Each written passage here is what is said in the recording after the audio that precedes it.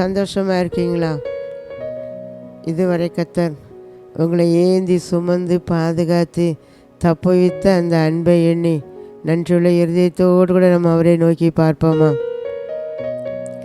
பாவங்கள் எத்தனையோ நினையாதிருந்தார்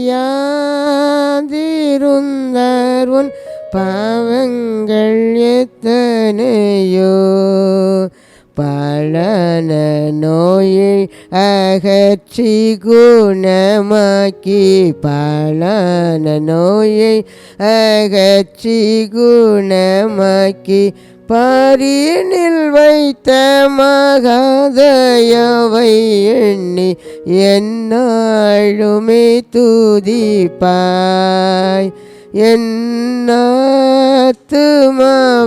நீ என்னாளுமே துதிப்பாய்.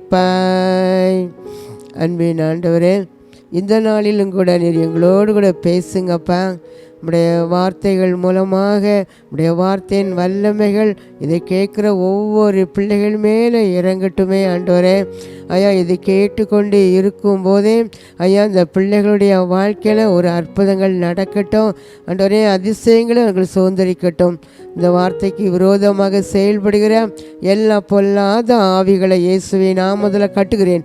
இயேசுவின் நாமத்தில் ஜெபிக்கிறேன் பிதாவே, ஆமேன். ஹல்லேலூயா. கிருபை நிறைந்த இயேசுவின் நாமத்தினால உங்களுக்கு என் அன்பின் வாழ்த்துதலை நான் தெரிவித்துக் கொள்கிறேன். இந்த நாளிலும் கூட நாம் தியானிக்கும்படியாக கர்த்தர் உங்களுக்கு என்று தந்த ஒரு வார்த்தையை நாம் எடுத்து வாசிப்போம். 2 சாமுவேல் 24ஆம் அதிகாரம் 14ஆம் வசனம். அப்பொழுது தாவீது காத்தை நோக்கி, கொடிய இடுக்கணில் அகப்பட்டிருக்கிறேன், இப்போது நாம் கர்த்தருடைய கையிலே விழுவோமாக, அவருடைய இரக்கங்கள் மகா பெரியது, மனுஷர் கையிலே நான் விழாதிருப்பேனாக என்றான்.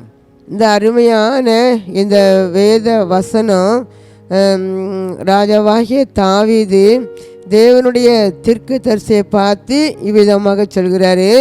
இந்த ராஜா ஏன் இப்படி சொல்லணும் அப்படின்னா, அவர் கொடிய இடுக்கணிலே நான் அகப்பட்டிருக்கிறேன். கொடிய இடுக்கண் ஏன் அப்படின்னா, நான் ஆண்டவருக்கு விரோதமாக பெரிய பாவம் செய்து விட்டேன், மகா அக்கிரமம் பண்ணினேன், அதனால் நான் ஒரு கொடிய இடுக்கணில் நான் அகப்பட்டிருக்கிறேன். நான் இப்போது இந்த இடுக்கணில் இருக்கும்போது எந்த மனுஷனுடைய கையில் நான் விழக்கூடாது, என் தேவனுடைய கையிலே நான் விழணும். அவருடைய இரக்கங்கள் மகா பெரியது, அவருடைய இரக்கங்கள் மகா பெரியது என்பதாக அவர் அந்த தீர்க்கதரிசியை பார்த்து தேவனுடைய தீர்க்கதரிசியை பார்த்து விதமாக அவர் கூறுகிறார். அப்படி என்ன அப்படின்னு பார்ப்போம். தாவீது இஸ்ரவேலிலே ராஜபாரம் பண்ணும்போது அந்த ராஜபாரம் பண்ணுகிற அந்த நாட்களில் அவருக்கு ஒரு இஸ்ரேல் ஜனங்களையும் யூதா ஜனங்களையும் எப்படி எண்ணி நான் லக்கம் போட்டு அவர்களை மொத்த தொகையை நான் கணக்கிட்டு பார்க்கணும் அப்படின்னு சொல்லி அவருக்குள்ள ஒரு ஆசை. ஆனால் இது யார் செய்த ஒரு அதை ஒரு ஆவி அந்த பகுதியில் வாசித்து பார்க்கவும் சொல்கிறது. ஒரு ஆவி அந்த தாவீதை துரத்துகிறது என்பதாக பார்க்குறோம். ஒரு பொல்லாத ஆவி தான் அந்த இருதயத்துக்குள்ளே உன் ஜனங்களை நீ என்ன செய்யணும், நீ லக்கம் பார் அப்படி சொல்லிட்டு. ஆனால் அவர் அந்த சேனாதிபதியை பார்த்து விதமாக சொல்கிறாரு, நீங்கள் தான் முதல் பெயர் சபா வரைக்கும் உள்ள எல்லா மக்கள் தொகையை நீங்கள் கணக்கிட்டு வர வேண்டும் என்பதாக சொல்லும்போது அந்த மனிதர் கூட சொல்கிறாரு, அந்த யோவாபு கூட ஆண்டவரை இந்த தாவீதை பார்த்து விதமாக சொல்கிறாரு, நீங்கள் ஏன் இப்படிப்பட்ட ஒரு காரியம் செய்தீங்க, ஏன் நீங்கள் லக்கம் பார்க்கீங்க, உங்கள் கண்களுக்கு முன்னாலே ஆண்டவர் இப்போது இருக்கிற அந்த ஜனங்களை காட்டிலும் 100 மடங்கு ஒரு பெருக பண்ணுவாரா, ஏன் நீங்கள் இப்படி என்ன சொல்லணும்னு சொல்கிறீங்க அப்படின்னு சொல்லும்போது அந்த வார்த்தை கூட தாவீது ஏற்றுக்கொள்ளவில்லை. தாவீது எப்படியாலும் கூட எல்லா ஜனங்களின் மக்கள் தொகையை நீ நினைச்சணும், கணக்கிட்டு மொத்தம் எவ்வளோ ஜனங்கள் என்று சொல்லி நீ கொண்டு வரணும் அப்படின்னு அவர் சொல்லி அனுப்பினார் பாருங்க.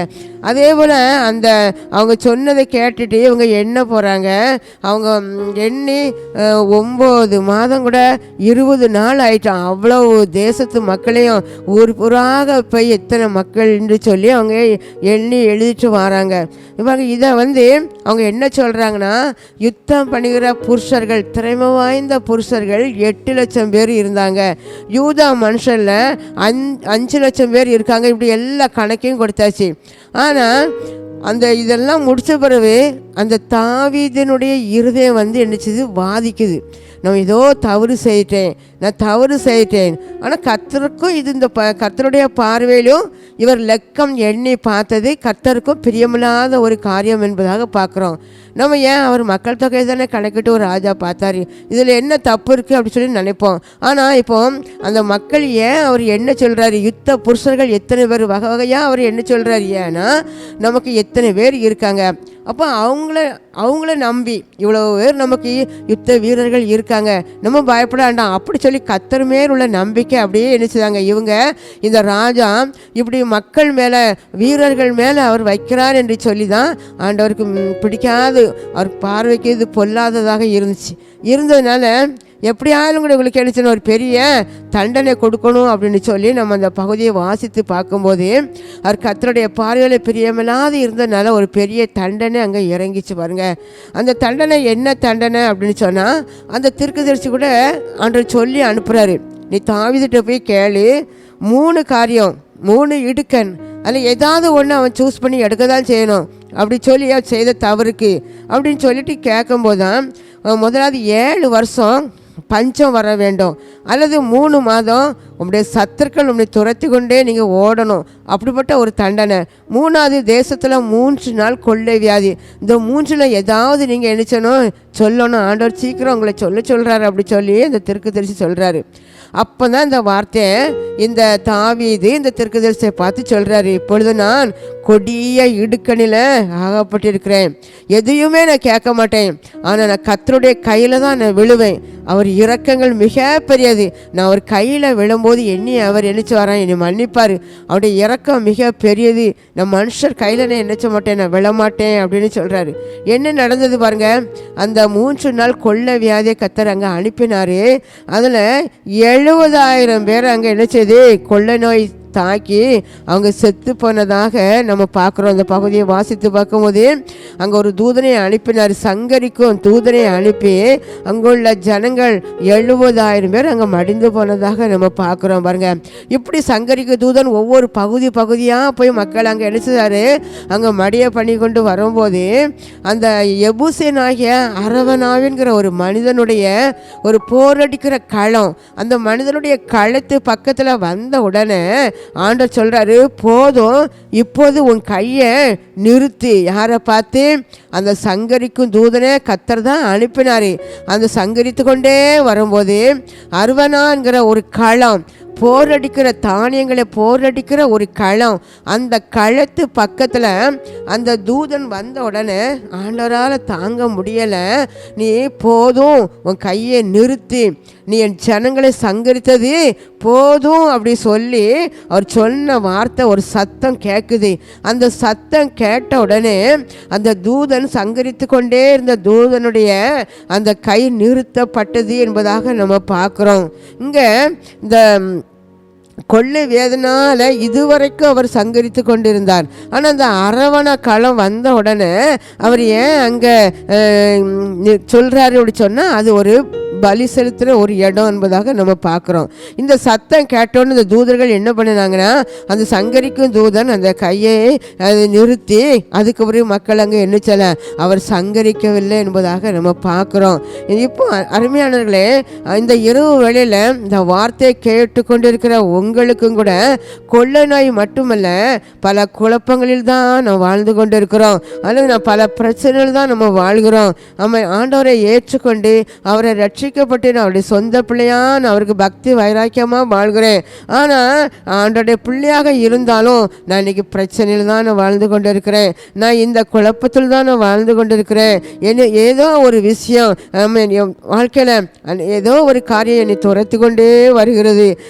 கடன் பாறை என்னை துரத்துகிறது, வியாதி என்னை துரத்துகிறது, தரித்திரம் என்னை துரத்துகிறது, என் குடும்பத்தில் பலவிதமான குழப்பங்கள் என்னை துரத்துகிறது.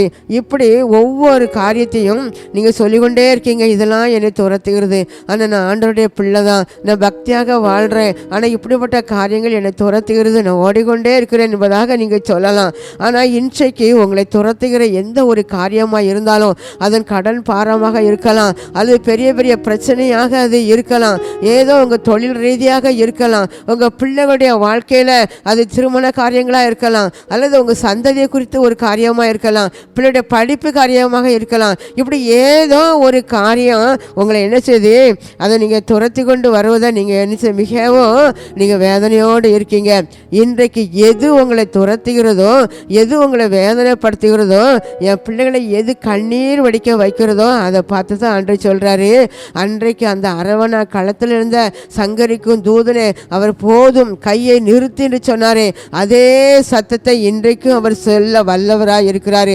அதே வார்த்தையை உங்கள் குடும்பத்தில் உங்கள் தனிப்பட்ட வாழ்க்கையில் அவர் சொல்வதற்கு வல்லவராக இருக்கிறார். அப்போ இன்றைக்கு மனுஷர் மூலமாக உங்களுக்கு வருகிற பல பிரச்சனை, இப்படி ஏதோ விவசாயத்தில் அல்லது உங்கள் வியாபாரத்தில் ஒவ்வொரு நாளும் உபத்திரம் கொடுக்குற பொல்லாத மனுஷர்கள் மூலமாக நீங்கள் துரத்தி கொண்டு உங்களை விரட்டி கொண்டே வரலாம். ஆனால் இன்றைக்கு கர்த்தர் சொல்கிறாரு, போதும் கையை நிறுத்து என்பதாக உங்கள் வாழ்க்கையை பார்த்து கர்த்தர் சொல்கிறார். ஹல்லேலூயா, ஹல்லேலூயா, ஆமென். எத்தனை வருஷமாக சில சொல்லுவாங்க, எனக்கு எத்தனை வருஷமாக இந்த கஷ்டத்தில் தான் நான் இருக்கேன், இத்தனை பல வருஷமாக நான் வியாதியில் தான் இருக்கேன், நான் இத்தனை வருஷமாக இந்த காரியத்தில் வெட்கப்பட்டு போய் தான் இருக்கேன், நான் பல வருடமாக நான் நிந்தைகளும் அவமானங்களும் தான் சுமந்து கொண்டு இருக்கேன், எத்தனையோ வருஷமாக என் கடன் பிரச்சனை எனக்கு தீரலை, என் கடன் பிரச்சனை பாரம் அதிகமாகி கொண்டே இருக்கிறது, இப்படி நீங்கள் அது துரத்தி கொண்டு வருகிறது என்று சொல்லி நீங்கள் வேதனையோடு இருக்கலாம். ஆனால் இந்த வார்த்தையை கேட்டுக்கொண்டு இருக்கும்போதே கர்த்தருடைய ஆவியானவர் உங்களை பார்த்து தான் சொல்கிறாரு, ஆமே நான் உங்கள் வாழ்க்கையில் இருக்கிற எல்லா பொல்லாத கிரியைகளை போதும் நிறுத்தி என்கிற வார்த்தையை அனுப்பியிருக்கிறேன் என்று கர்த்தர் சொல்கிறார். கரந்தட்டி நன்றி சொல்வாமா. அன்றைக்கு மார்க் எழுதின சுவிசேஷம் 4ஆம் அதிகாரம் 39 பார்க்கும்போது அவர் கடலை பார்த்து நினச்சா இறையாதே, அலையை பார்த்து சொல்கிறாரு, காற்றை பார்த்து சொல்கிறாரு, இறையாத, நீ அமைதலாயிரு, நீ இறைஞ்சது போதும், அமைதலாக இரு அப்படி சொல்லி அவர் அதட்டின மாத்திரத்தில் அது அப்படியே காற்றும் கடலும் அங்கே என்ன செய்யிட்டு அங்கே அமைதலாயிடுச்சு, ஒரு பெரிய அமைதி உண்டாயிடுச்சு. பாருங்க, இன்றைக்கு உங்களை பயமுறுத்துகிற காரியம் எது? கர்த்தர் சொல்கிறாரு, நான் அந்த காரியத்தில் அவர் போதும் நிறுத்தி என்று சொன்ன அதே வாய்னால அவர் இறையாதே அமைதலாயிரு என்பதாக அவர் உங்களை பார்த்து தான் சொல்கிறாரு. உங்களுக்கு குடும்ப சூழ்நிலையை பார்க்குற கர்த்தர் அவர் அதை பார்த்து சொல்கிறேன், என் பிள்ளைகள் பட்டது போதும், கஷ்டப்பட்டது போதும், அவங்க கண்ணீர் விழித்தது போதும், இறையாதே அமைதலாயிரு, அந்த குடும்பத்துக்குள்ளே உண்டாகிற குழப்பங்களை இறையாதே அமைதலாயிரு சொல்கிறாரு. ஹல்லேலூயா, ஹல்லேலூயா. உங்கள் வாழ்க்கையில் எது உங்களை துரத்தி கொண்டு இன்றைக்கு வந்து கொண்டு இருக்கலாம், ஆவியானவர் அதை பார்த்து தான் சொல்கிறாரு, நீ இறையாதே அமைதலாயிரு என்று சொல்லி, இறையாதே ஆமென், இறைஞ்சது போதும், என் பிள்ளைகளுக்கு விரோதமாக நீ இறைஞ்சது போதும் என்று சொல்லி அவர் உங்களுக்காக அந்த வார்த்தையை அனுப்புகிறார். கரந்தட்டி நன்றி சொல்லுவோமா. ஹல்லேலூயா. அலையலையாய் துன்பம் சூழ்ந்து நிலை கலங்கி ஆழ்கையில் அலைகடல் தடித்து நடுவழி விடுத்து கடத்தியே சென்ற கர்த்தனை பாடுவேன், பரவசமாகுவேன், பரந்தோடும் இன்னலே. இன்றைக்கு உங்களுக்கு தான் கர்த்தர் சொல்கிறாரு, ஆமீன், உனக்கு விரோதமாக எழும்பின எல்லா பொல்லாத கிரியைகளை போதும் நிறுத்து, அது மட்டும் இல்லை இறையாதே நீ அமைதலாயிரு என்று சொல்லி உங்களுக்கு அந்த வார்த்தை கர்த்தர் அனுப்புகிறார். நீங்கள் நல்ல ஒரு அபிஷேகம் பெற்றவங்களாம் இருக்கலாம், அல்லது நீங்கள் துதிக்கக்கூடியவங்களாக இருக்கலாம், அது அதிகமாக ஜெபிக்கக்கூடியவங்களாக நீ இருக்கலாம், ஆராதிக்கக்கூடியவர்களாக நீங்கள் இருக்கலாம். ஆனால் உங்கள் வாழ்க்கையில் தான் இப்படிப்பட்ட ஒரு காரியம். தாவீதும் கூட அப்படி தான். தாவீதுடைய வாழ்க்கையில் துதிக்கு பஞ்சம் இல்லை, ஆராதனைக்கு குறைவில்லை, எல்லாம் ஏராளமாக இருந்துச்சு. ஆனால் தாவீதுடைய வாழ்க்கையில் ஒரு ஆவி ஏவனால ஒரு தவறை செய்து அப்படிப்பட்ட ஒரு காரியத்தில் இடுக்கண்களை நான் ஆகப்பட்டு கொண்டேன் என்பதாக அவர் சொன்னார். அருமையான நாட்களும் கூட நீங்களும் கூட சில காரியங்களை உங்களுக்கு விரோதமாக சில ஆவிகள் தூண்டப்பட்டு அது சரியே இல்லை அப்படி நன்றாக தெரிஞ்சாலும் கூட நீங்கள் துணிஞ்சு அந்த பாவத்தை செய்வீங்க. ஏன்னா ஒரு பொல்லாத ஆவி மூலமாக கிரியை செய்து அதை செய்ய வேண்டும். கர்த்தருக்கு பிரியமில்லாத காரியத்தை செய்ய தூண்டும் போது நீங்கள் அதை கண்டாக நீங்கள் ஆவியில் உணரணும், இது கர்த்தருக்கு பிரியமில்லாத ஒரு காரியம் என்பதாக சொல்லி.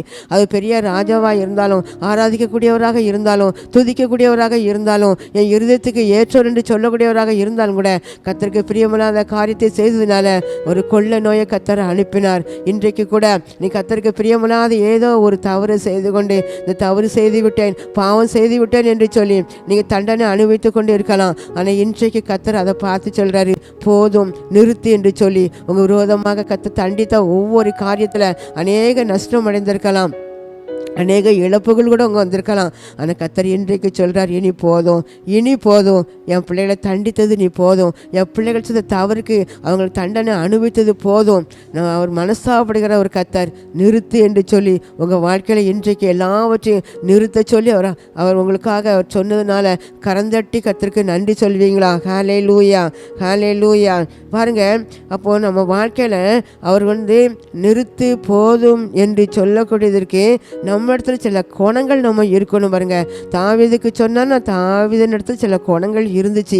அவர் தவறு செய்தாலும் கூட சில நல்ல நல்ல குணங்கள் இருந்ததுனால அவர் மன்னித்து மீண்டுமாக அவங்களுக்கு நினைச்சாரு, வரப்பண்ண தீங்க அவர் நினைச்சாரு, நிறுத்தினார் என்று பார்க்குறோம். அருமையானவர்களே, உங்கள் வாழ்க்கையிலும் கூட கர்த்தர் போது நிறுத்தும் என்று சொல்ல வேண்டும் என்றால் முதலாவது பார்க்கக்கூடிய ஒரு காரியம், சில காரியத்தை நம்ம தியானிப்போம். முதலாவதாக நம்ம பார்க்கும்போது அங்கே பதரை அகற்றுவோம். பதர்னா வேண்டாதது. அவர் அந்த சங்கரிக்க தூதன், நம்ம அந்த 16ஆம் வசனத்தை பார்க்கும்போது சங்கரிக்கும் தூதன் அந்த சங்கரித்து கொண்டே வரும்போது அந்த எருசலேம் பக்கத்தில் அருவனா என்கிற ஒரு களத்துக்களை வந்தவர் தான் ஆண்டவர் போது நிறுத்தின்னு சொன்னார். ஏன் அந்த இடத்துல வந்தவர்? ஒரு களம், அது ஒரு களம், போரடிக்கிற ஒரு களம். அந்த களத்தில் வந்த உடனே அவர் நிறுத்து என்பதாக சொல்கிறாரு.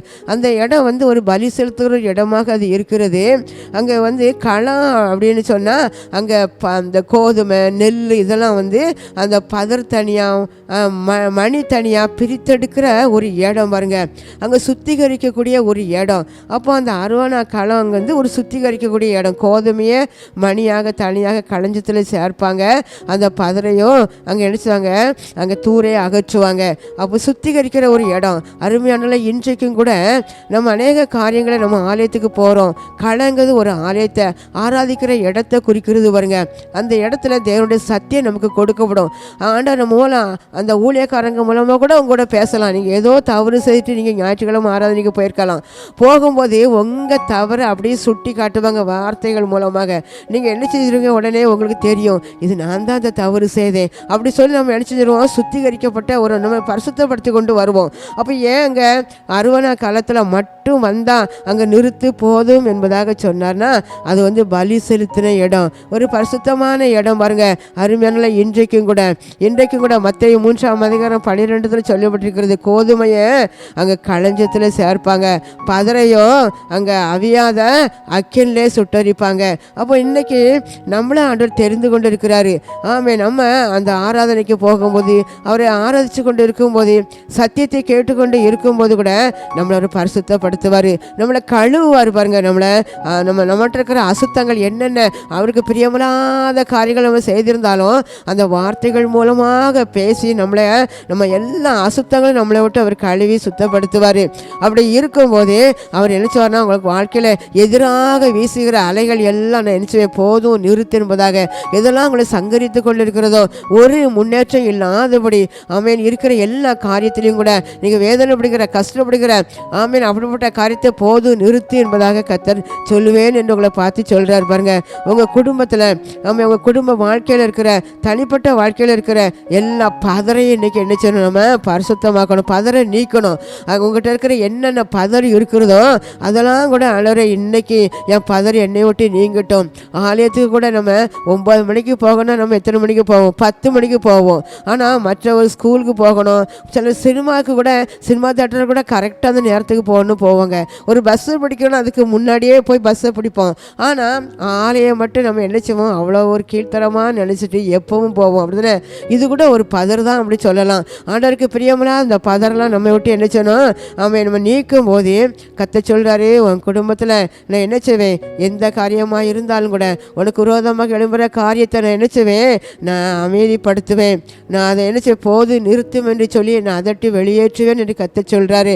அப்போ இன்னைக்கு நீங்களும் நானும் செய்யக்கூடிய காரியம் என்னன்னா, ஆண்டவருக்கு பிரியமுள்ள அந்த பதர் எதுவும் இருக்கக்கூடாது. நான் ஒரு கோதுமை மணியாக திகழணும், நான் பரிசுத்தமாக திகழணும். என்னென்ன பதர்லாம் என்கிட்ட இருக்கும் இன்னைக்கு ஒப்பு கொடுப்போமா, ஆண்டவரை என் பதர்லாம் என்னை விட்டு அழிச்சிருங்க, நீக்கிருங்கன்னு சொல்லி ஒப்பு கொடுப்போம். ஹல்லேலூயா, ஹல்லேலூயா. கோதுமை மணி தான் பிரயோஜனப்படும், பதர் சுட்டரிக்க தான் பயன்படும். அப்போ மட்டும் இருக்கிற எல்லா வேண்டாத கிரிகள் நம்ம இன்னைக்கு என்ன செய்யணும், அது சுட்டரிக்கப்பட வேண்டும். ஹல்லேலூயா. உங்களுக்கு தெரியும் என்னென்ன பதர் உங்ககிட்ட இருக்குது. அப்போ இன்றைக்கு ஆண்டவர் உங்களோடு பேசுகிறார். என்ன ஆமாம், இந்த பதரெல்லாம் நீங்கள் நீக்கினீங்கன்னா உங்கள் குடும்பத்தில் ஒரு பெரிய ஒரு சந்தோஷத்தையும் ஒரு அற்புதத்தையும் நீங்கள் பெற்றுக்கொள்வீங்கன்னு கர்த்தர் உங்களை பார்த்து அவர் நினைச்சார். அவர் சொல்லுகிறார், கோதுமையை பிரித்து களஞ்சியத்தில் சேர்த்து பதரையோ அக்கினியால் சுட்டரிப்பாரே. ராஜா வருகிறார் ஆயத்தமாவோம், இயேசு வருகிறார் எதிர்கொண்டு செல்வோம். பாருங்க, கோதுமையாக நம்ம இருக்கணும், பதரெல்லாம் சுட்டரிக்கப்படும். ஹல்லேலூயா. அவன் எல்லா பதரும் இன்னைக்கு நீக்கும் போது கத்தி சொல்கிறாரு, போதும் நிறுத்துங்கிற வார்த்தை உங்களுக்கு குடும்பத்துக்கு நேராக கடந்து வரும். ஹல்லேலூயா. இரண்டாவது ஒன்று நம்ம பார்த்து நம்ம கடந்து செல்வோம், பாவத்தை நம்ம அறிக்கை செய்யணும். இங்கே இந்த தாவீது இந்த 17ஆம் வசனத்தை பார்க்கும்போது தாவீது சொல்கிறாரு, நான் தானப்பா நான் பாவம் செய்தேன், நான் செய்த பாவத்துக்கு நானும் என் குடும்பத்தினார் தான் தண்டனை அனுபவிக்கணும். ஆனால் என் ஜனங்கள் ஆண்டவர், என் ஜனங்கள் இந்த பாவத்தின் தண்டனையை என் ஜனங்கள், நான் செய்த பாவத்துக்கு என் ஜனங்கள் அனுபவிப்பாங்களே ஆண்டவரே, வேண்டாப்பா, எனக்கு தண்டனை தாங்க, என் குடும்பத்துக்கு தண்டனை தாங்க, நான் தானே தவறு செய்தேன், ஆமாம் நான் செய்த தவறுக்காக என் தேசத்து மக்கள் மடிந்து போகிறார்களே என்று சொல்லி ஆண்டவரை பார்த்து அவர் என் சரி பாவத்தை அறிக்கையிடுகிறாரு. ஆண்டவரே என்னை மன்னிங்க, நான் செய்த தவறுக்கு எனக்கு தண்டனை தாங்கப்பா, என் தேசத்து மக்களுக்கு தண்டனை வேண்டவே வேண்டாம் அப்படின்னு சொல்லி அவர் ஆண்டவரை பார்த்து பாவத்தை அவர் அறிக்கை செய்கிறார். பாருங்க, அவர் ஆண்டவருக்கு பிரியமான ஒரு மகன் தான், ஆராதிக்கிற மகன் தான். ஆனால் சில காரியத்தில் ஆண்டவர் துக்கப்படுத்துறது போல அந்த நாட்களில் ஆண்டவருக்கு பிரியமில்லாத அவர் மக்கள் தொகையை கணக்கிட்டு பார்த்ததுனால அவர் துக்கப்படுத்தினார். பாருங்க, அப்போ இன்னைக்கு நாமும் அபிஷேகம் பெற்றிருக்கோம், நாமும் ஆண்டவரை துதிக்கிறோம், ஆராதிக்கிறோம். ஆனால் அப்படிப்பட்ட நம்ம வாழ்க்கையிலும் கூட சில அநேக பாவங்கள் இருக்க தான் செய்யுது. சில குடும்பத்தில் உள்ள பெண்களும் கூட நல்ல ஒரு ஆராதனை கூட நினைச்ச மாட்டாங்க, விட மாட்டாங்க, நல்லா ஆராதிப்பாங்க, அபிஷேகம் பெற்றவங்க தான். ஆனால் ஆண்டவர் சொல்கிறார், இன்னைக்கு உங்களை பார்த்து அவர் எச்சரிக்கிறாரு, நீங்கள் தவறு செய்யும்போது அந்த தவறுக்குள்ள தண்டனை உங்கள் பிள்ளைகள் தான் நினைச்சுவாங்க, தண்டனை அனுபவிப்பாங்க. அதேபோல் குடும்ப தலைவர், ஒரு வீட்டில் ஒரு ஆள் ஆண்டவருக்கு பிரியமில்லாத காரியத்தை செய்தான் அதுக்குள்ளே தண்டனை குடும்பம் முழுவதுமாக அங்கே நினைச்சு வரான், ஆண்டவர் அனுப்புவேன் என்று சொல்கிறாரு. ராஜா செய்த தவறுக்காக தேசத்து மக்கள் எல்லாரும் நினைச்சாங்க, அங்கே கொள்ளை நோயினால் பாதிக்கப்பட்டு அநேக இழப்புகளை. அப்போ இன்றைக்கு உங்கள் சந்ததி ஆசீர்வதிக்கப்படணும் அப்படின்னு சொன்னால், ஆண்டவரே என்கிட்ட இருக்கிற எந்த ஒரு பாவத்தையும் மன்னிச்சிருங்க, நான் என் குடும்பத்தில் நான் பாவம் செய்யும்போது என் குடும்பத்தில் என் பிள்ளைகள் கூட அங்கே சந்தோஷமாக இல்லை, என் பிள்ளையுடைய வாழ்க்கை கூட நல்லவே இல்லை, நான் செய்த தவறு மன்னிங்கப்பா, நான் செய்த தவறுக்கு என் குடும்பத்தில் யாரும் நினைச்சு கூட தண்டனை அனுபவிக்க கூடாது அப்படி சொல்லி ஆண்டவரை பார்த்து நீங்கள் இந்த தாவீது எப்படி ஆண்டவரை பார்த்து பாவம் அறிக்கை செய்தாரோ, தன் பாவங்களை அறிக்கை செய்து விட்டு விடுக்கிறவனோ இரக்கம் பெறுவான் என்று சொல்லி நீதிமொழிகள் 28:18 இருக்கு. அருமையானவர்களை, இன்றைக்கு நீங்களும் கூட தேவனுடைய தேவனுடைய இரக்கம் உங்களுக்கு வேணும், தேவனுடைய இரக்கம் உங்களுக்கு வேணும் அப்படின்னு சொன்னால் உங்கள் பாவத்தை எல்லாம் அறிக்கை செய்யுங்க. உங்கள் குடும்பத்தில் கர்த்தர் எப்படிப்பட்ட வாதை வந்தாலும், எப்படிப்பட்ட பொல்லாப்பு வந்தாலும் போதும் நிறுத்தி என்று சொல்லி இப்போதே அவர் நிறுத்தி உங்களுக்கு அற்புதம் செய்ய வல்லவராக இருக்கிறார். ஹல்லேலூயா, ஹல்லேலூயா. மேற்கிற்கும் கிழக்கிற்கும் எவ்வளவு தூரமோ அவ்வளவு தூரம் என் பாவம் அகற்றினீர். மேற்குக்கும் கிழக்குக்கும் எவ்வளவு தூரமோ அவ்வளவு தூரம் என் பாவம் அகற்றினீர். அவ்வளவு தூரம் என் பாவம் அகற்றினீர். தாய் மறந்தாலோ நான் மறப்பதில்லையே, தந்தை வெறுத்தாலோ நான் வெறுப்பதில்லையே. பாருங்கள், நீங்கள் அறிக்கை செய்யும்போது மேற்குக்கும் கிழக்குக்கும் எவ்வளோ தூரமோ அவ்வளோ தூரமாக உங்கள் பாவங்களை நான் என்ன செய்தேன், நான் மணி விலக்கி தூரமாக உங்கள் பாவத்தை நான் என்ன செஞ்சிருவேன், நான் விளக்கிடுவேன் கர்த்தர் வாக்கு கொடுக்கிறார். ஹல்லேலூயா. அப்போ இன்றைக்கு கூட என்னென்ன பாவம் கர்த்தருக்கு பிரியமில்லாமல் உங்கள் குடும்பத்தில் நீங்கள் செய்து கொண்டு இருக்கீங்களோ ஒப்பு கொடுங்க. உங்களோடு தான் ஆவியானவர் பேசி கொண்டு இருக்கிறார். அது மட்டும் இல்லை, கர்த்தருக்கு ஒரு பலிபீடம் கட்டினார். தாவீது அறுவனா காலத்தில் ஒரு பலிபீடம் கட்டினார். அப்போ அந்த பலிபீடத்தில் எப்போது அங்கே பலி செலுத்தி கொண்டே இருப்பார் பாருங்க. அப்போ இன்றைக்கு கர்த்தர் என்ன விரும்பினான்னா உங்கள் இருதயம் வந்து ஒரு பலிபீடம். உங்கள் அந்த பலிபீடத்துலேருந்து எப்போது நீங்கள் பலி செலுத்தி கொண்டே இருக்கணும். அதான் கர்த்தர் விரும்புகிறார் பாருங்க. என்ன பலி செலுத்தணும்? ஜெபம் என்கிற பலி செலுத்தணும், அங்கே துதி என்கிற பலி செலுத்தணும், அவன் அந்த தேவ சமூகத்தில் அதிகமாக ஜெபிக்கிற ஒரு பலி செலுத்தணும். இப்படியாக அந்த பலிபீடம் எப்போதும் பலி செலுத்துகிற இடமாக இருக்கணும். அப்போ அன்றைக்கு அந்த அறுவனா காலத்தில் அந்த அறுவனா காலத்தை அவர் விலைக்கு வாங்கினார். கேட்டாங்க, கொடுத்தாச்சு அந்த அறுவனா காலத்தை ஆராதிக்கிறதுக்கு பலி செலுத்துவதற்காக. இன்றைக்கு அருமையான உங்கள் வாழ்க்கையிலும் கூட போதும் நிறுத்துங்கிற வார்த்தை கடந்து வர வேண்டும் என்றால் ஆமீன், உங்கள் உள்ளத்தில் ஒரு பலிபீடம் கட்டி எப்போதும் பலி செலுத்த வேண்டும். அதுதான் கர்த்தர் விரும்புகிறார். ஜெபம் 10 நிமிடம் அல்லது கடமைக்காக ஒரு ஜெபம், கர்த்தர் அதை விரும்பலை. எப்போதும் எந்த வேலையிலும் கூட நீங்கள் நன்றி செலுத்தி அவருக்கு பலி செலுத்தி கொண்டே இருக்க வேண்டும். அதுதான் அவர் கர்த்தர் விரும்புகிறார். இப்போ எத்தனை பேர் இருதயத்துக்குள்ளே அன்றைக்கி பலிபீடம் கட்டி வச்சுருக்கீங்க? எத்தனை பேர் இருதயத்தில் பலிபீடம் எப்போதும் கர்த்தருக்கு பலி செலுத்தி சர்வாங்க தகன பலி, சமாதான தகன பலிலாம் செலுத்துவாங்க. அப்போ நீங்கள் பலி செலுத்ததை கர்த்தர் எழுச்சுவாராம் முகர்ந்து பார்ப்பார். அந்த பலியை ஏற்றுக்கொள்வார் பாருங்க, மிகவும் சந்தோஷப்படுவார். போதும் நிறுத்துங்கிற சத்தம் உங்களுக்கு நேராக கடந்து வரும் பாருங்க. உங்கள் பிரச்சனையை பார்த்து போதும் நிறுத்தும் என்று சொல்வார். அப்போ இன்றைக்கு பதரை அகற்ற வேண்டும், பாவம் அறிக்கை செய்ய வேண்டும், 2வது பலிபீடம் கட்ட வேண்டும். அவ்விதமாக செல்லும் பொழுது பதரை அவர் எழுச்சார நீங்கள் போதும் நிறுத்துங்கிற வார்த்தை கடந்து வருகிறது. ஹல்லேலூயா. கண்களை மூடுவாமா? எல்லாரும் கண்களை மூடி ஆண்டவரே இன்றைக்கு என் கூட பேசுனீங்க, அதற்காக நன்றி என்று சொல்லுங்க. ஆமாம், எங்கள் வாழ்க்கையிலும் கூட எத்தனையோ புயல் வீசுகிறது, கடல் அலைகள் கொந்தளிப்பது போல என் குடும்பத்தில் அநேக குழப்பங்களால் நாங்கள் குழம்பி கொண்டு இருக்கிறோம். அநேக வறுமைகள், அநேக தரித்திரங்கள், என்ன செய்யனே தெரியல, அப்படி புலம்பி கொண்டு இருக்கீங்க. ஆனால் இன்றைக்கு அதான் ஆவியானவர் உங்களோடு கூட பேசினார். நீங்கள் ஒரே ஒரு காரியத்தை செய்ய வேண்டும், பதரை அகற்ற வேண்டும். 2வதாக ஆமாம், பலி செலுத்த வேண்டும். உங்கள் இருதயத்தில் எப்போதும் கர்த்தருக்கு பலி செலுத்த வேண்டும். ஆமென். ஹல்லேலூயா, ஹல்லேலூயா. அந்த பிள்ளைகளோடு பேசுவதற்காக நன்றி. குடும்பத்தில் இருக்கிற அநேக காரியங்கள், அநேக வேண்டாத காரியங்களை போதும் நிறுத்தும் என்று சொல்லி அன்றைக்கு தேவ தூதனை பார்த்து நீங்கள் நிற்க வைத்தது போல இறையாதே அமைதலாயிரு சொல்லி அமைதிப்படுத்தின கர்த்தர் தாமே.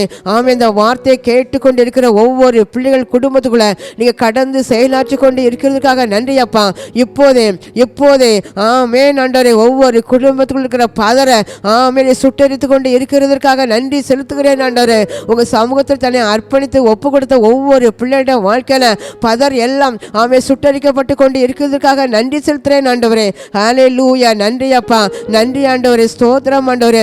எப்போதும் கூட என் இருதயமாக பலி பீடத்தில் நான் பலி செலுத்துவேன் என்று சொல்லி ஒப்பு கொடுத்து ஆண்டவரே உங்களோடு பேசின ஒவ்வொரு பிள்ளைகள் உள்ளத்திலும் கூட போது நிறுத்தும் என்று சொல்லி இந்த நாளில் ஒரு பெரிய பெரிய நன்மைகளை எங்கள் பிள்ளைகளுக்கு செய்ய போகிறதற்காக உமக்கு நன்றி செலுத்துகிறேன் அப்பா. ஸ்தோத்திரம் ஆண்டவரே. தன் பாவங்களை அறிக்கை செய்து உங்கள் இரக்கத்தை பெற்றுக்கொள்ள ஒவ்வொரு தகுதிப்படுத்தினதற்காக உமக்கு நன்றி. பெரிய காரியம் செய்யுங்கப்பா. அப்படியே துதி கனம் மகிமையெல்லாம் உங்களுக்கே செலுத்துகிறேன். இயேசுவின் நாமத்தில் ஜெபிக்கின்ற நல்ல பிதாவே, ஆமென். God bless you.